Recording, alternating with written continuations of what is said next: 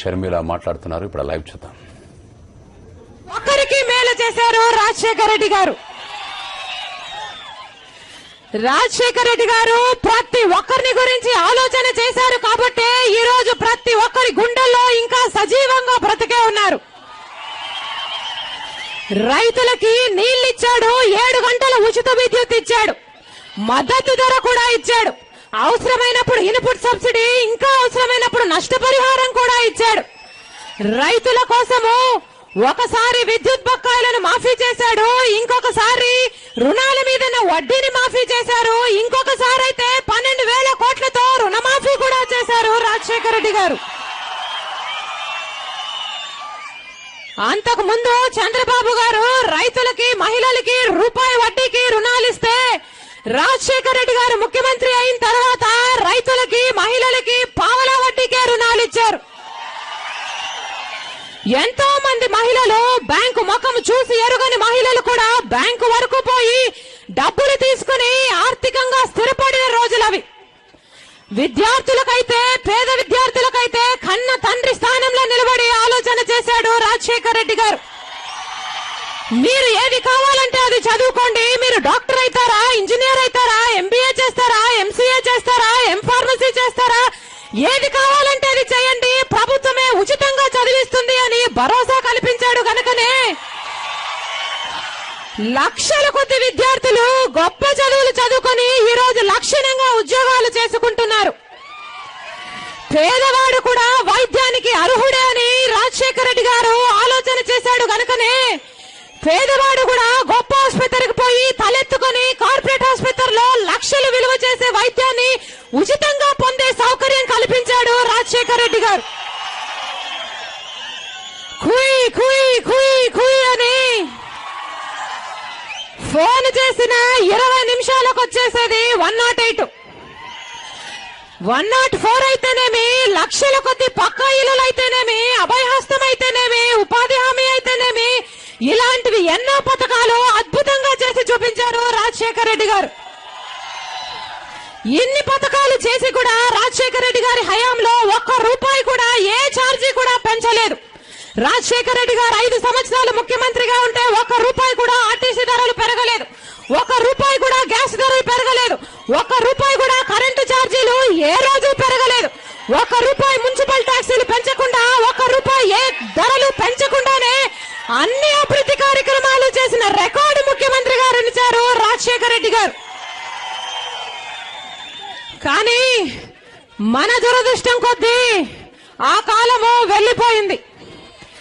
ఇప్పుడున్నది మన కర్మ కొద్దీ కిరణ్ కుమార్ రెడ్డి గారు అనే ముఖ్యమంత్రి గారు.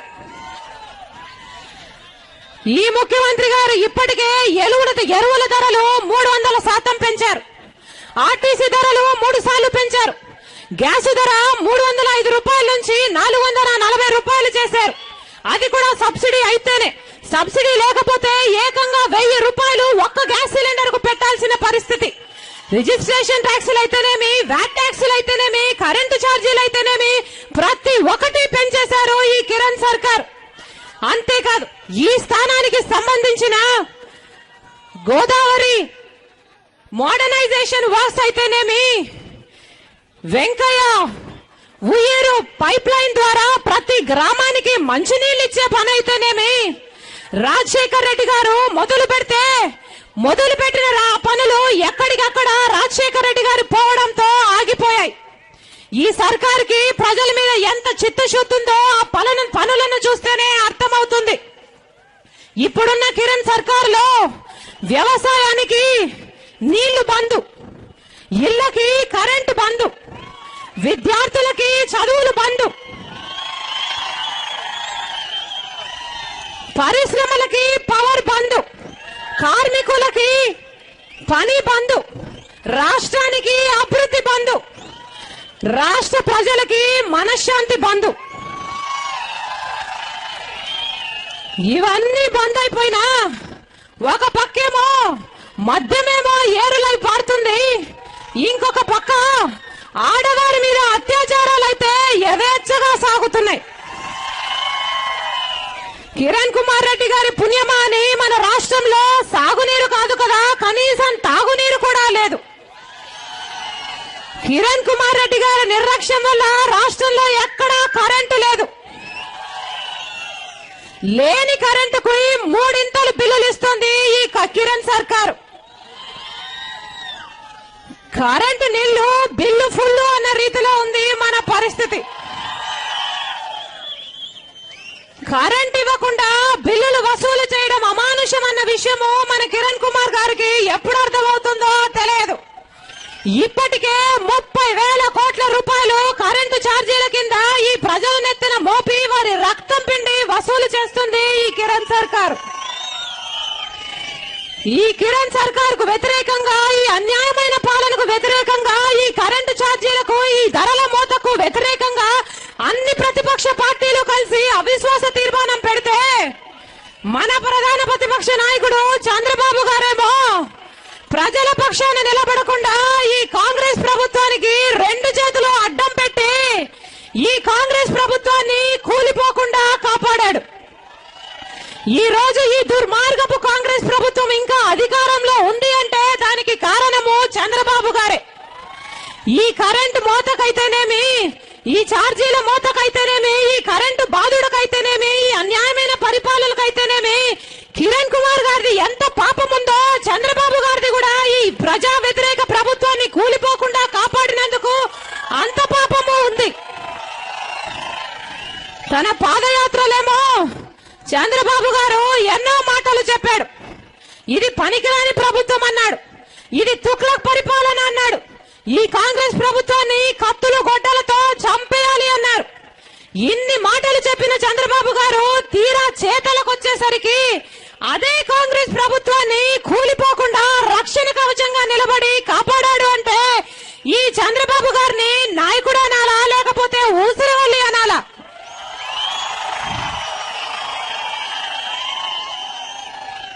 కష్టకాలంలో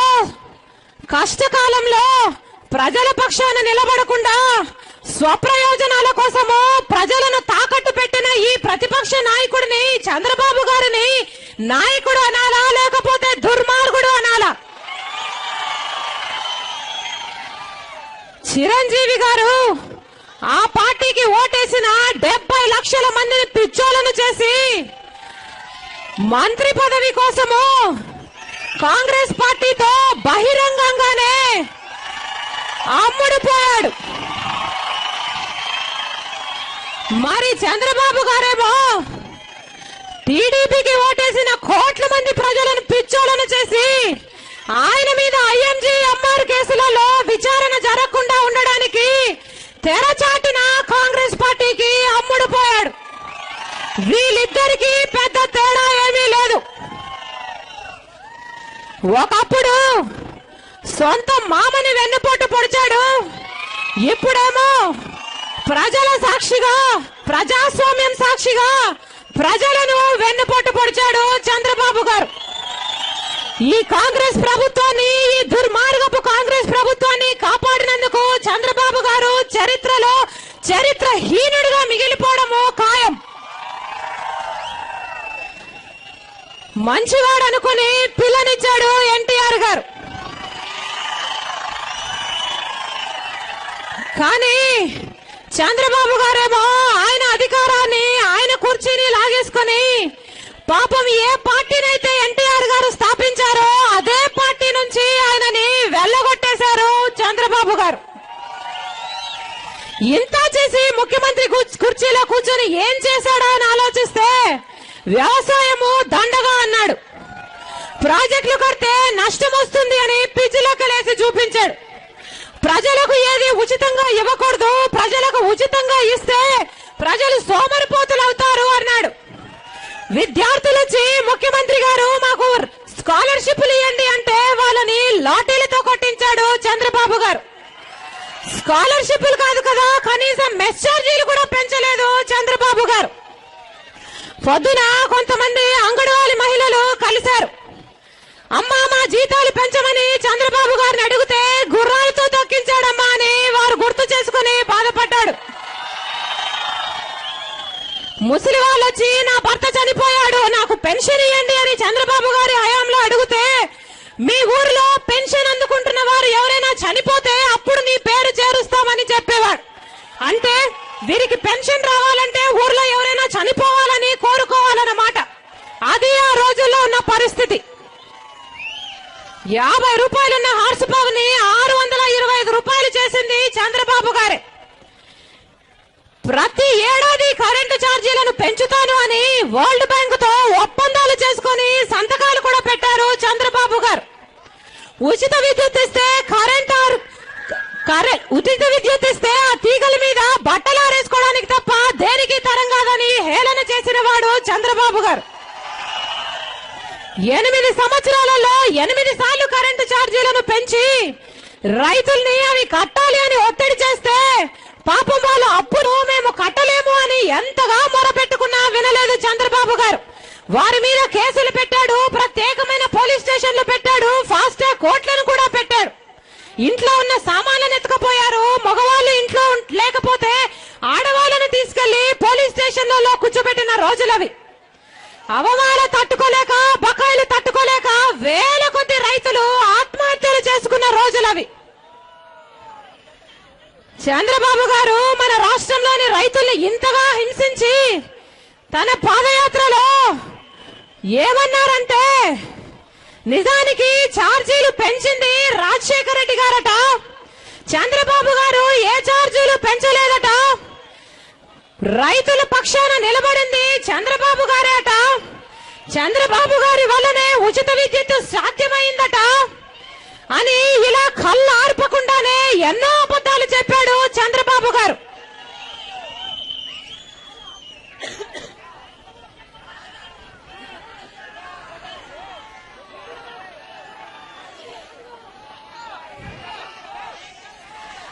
చంద్రబాబు గారికి అబద్ధాలు చెప్పడము కొత్తమీ కాదు.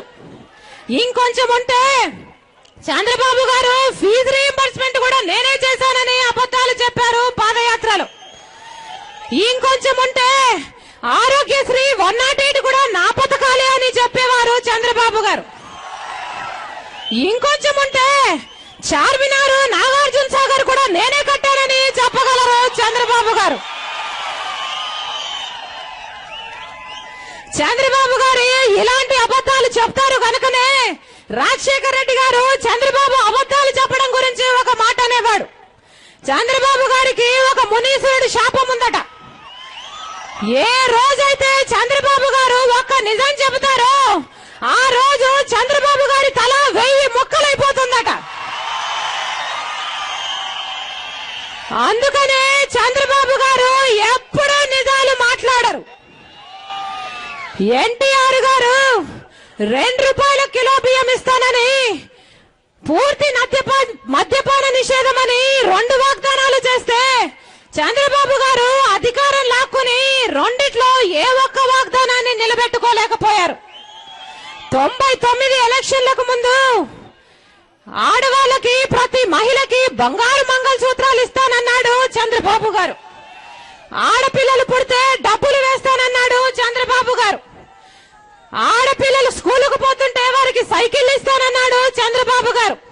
పాపం ప్రజలు నమ్మి ఓటేస్తే, అధికారం ఇస్తే చంద్రబాబు గారు ఒక్కటంటే ఒక్క వాగ్దానం కూడా నిలబెట్టుకోలేదు. చంద్రబాబు గారికి మాట ఇవ్వడం అంటే ఏమిటో, ఆ మాట మీద నిలబడటం అంటే ఏమిటో ఈ జన్మకు అర్థం కాదు. ఎలక్షన్లకు ముందిచ్చిన మాట చంద్రబాబు గారికి ఎలక్షన్ల తర్వాత కూడా గుర్తుండదు. ఇప్పుడేమో మళ్లీ వాగ్దానాలు చేస్తున్నాడు చంద్రబాబు గారు. గొప్ప గొప్ప వాగ్దానాలు చేస్తున్నాడు చంద్రబాబు. అమ్మకు అన్నం పెట్టడు గాని పిన్నమ్మకు బంగారు గాజులు చేయిస్తానన్నాడట ఒకడు. అధికారం ఉన్నప్పుడేమో ఏదీ చేయలేదు కానీ ఇప్పుడేమో అన్ని చేస్తానని మళ్లీ వాగ్దానాలు చెబుతుంటే చంద్రబాబు గారి దృష్టిలో ప్రజలు గొర్రెలు, ప్రజలు అమాయకులు, నేను ఏది చెప్తే అది నమ్ముతారని చంద్రబాబు గారి అభిప్రాయం. ఇలాంటి విలువలు, విశ్వసనీయత లేని చంద్రబాబు గారు, ఎన్టీఆర్ గారు ఏ కాంగ్రెస్ పార్టీకి వ్యతిరేకంగా అయితే టీడీపీని స్థాపించారో అదే కాంగ్రెస్ పార్టీతో ఈరోజు చంద్రబాబు గారు కుమ్మక్కైపోయి ఎన్నో విషయాలలో, అవిశ్వాసంలో అయితేనేమి, ఎమ్మెల్సీ ఎలక్షన్లలో అయితేనేమి, బై ఎలక్షన్లలో అయితేనేమి అవిశ్వాసం రెండోసారి పెట్టిన దాంట్లో అయితేనేమి ప్రతి చోట కుమ్మక్కయ్యి ఆఖరికి ఇద్దరు కలిసి చేతిలో చేసుకుని అబద్ధపు కేసులు పెట్టి కుట్రలు పన్ని సిబిఐని వాడుకొని జగనన్నను జైలు కూడా పంపారు. ఈ రెండు పార్టీలకు జగనన్నని రాజకీయంగా ఎదుర్కొనే ధైర్యం లేకనే ఇలాంటి కుట్రలు నీచమైన రాజకీయాలు చేస్తున్నారు. కానీ బోనులో ఉన్న సింహము సింహమే.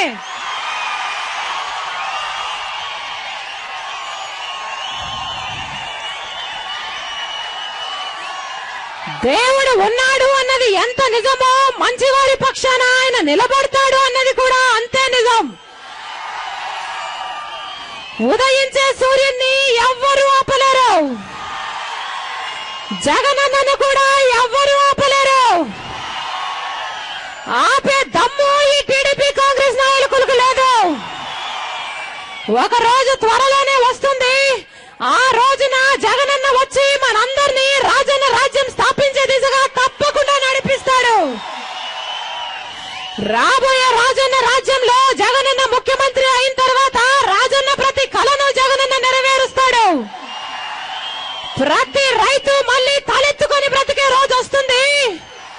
రైతు తను పండించిన పంటని నష్టానికి అమ్ముకునే అవసరం లేకుండా అవసరమైతే అది ప్రభుత్వమే కొనుక్కునేటట్టు 3,000 కోట్లతో ఒక స్థిరీకరణ నిధి ఏర్పాటు చేసి ప్రతి రైతు లాభపడేలా చూస్తాడు జగనన్న. రాబోయే రాజన్న రాజ్యంలో జగనన్న ముఖ్యమంత్రి అయిన తర్వాత ఈసారి మహిళలకి రైతులకి వడ్డీ లేకుండానే రుణాలు ఇస్తారు. రాబోయే రాజన్న రాజ్యంలో జగనన్న ముఖ్యమంత్రి అయిన తర్వాత ఏ ఒక్కరికి గుడిసెలలో ఉండే అవసరం లేకుండా ప్రతి ఒక్కరికి పక్కా ఇల్లు కట్టే బాధ్యత జగనన్న తన భుజాన వేసుకుంటాడు. వైఎస్ఆర్ అమ్మఒడి అనే ఒక అద్భుతమైన పథకం ద్వారా ప్రతి మహిళ తన పిల్లల్ని చదివించుకోవడం కోసము ఇద్దరు పిల్లలకు చొప్పున ఒక్కొక్కరికి 10వ తరగతి వరకు నెలకు 500 రూపాయలు అంటే సంవత్సరానికి 6,000 రూపాయలు అమ్మ అకౌంట్ లోనే పడుతుంది. ఇంటర్ అయితే 700 రూపాయలు అంటే సంవత్సరానికి 8,500 రూపాయలు ఒక్కొక్క పిల్లాడికి అమ్మ అకౌంట్ లోనే పడుతుంది. డిగ్రీ అయితే నెలకు 1,000 రూపాయలు సంవత్సరానికి 12,000 రూపాయలు నేరుగా అమ్మ అకౌంట్ లోనే పడుతుంది. రాబోయే రాజన్న రాజ్యంలో జగనన్న ముఖ్యమంత్రి అయిన తర్వాత మన వృద్ధులకి వితంతువులకి పెన్షన్ 700 అవుతుంది. మన వికలాంగులకి పెన్షన్ 1,000 రూపాయలు అవుతుంది. రాబోయే రాజన్న రాజ్యంలో మన గ్రామాలలో ఇక బెల్ట్ షాపులు ఉండవు, నాటు సారా దొరకదు. మన కుటుంబాలు బాగుపడే రోజు, మన పిల్లలు పెద్ద చదువులు చదువుకొని పెద్ద ఉద్యోగాలు చేసే రోజు దగ్గరలోనే ఉంది. ఆ రోజు వచ్చేంత వరకు మీరందరూ జగనన్నను ఆశీర్వదించాలని, వైఎస్ఆర్ పార్టీని బలపరచాలని, మాతో కలిసి కదం తొక్కాలని మా ప్రార్థన.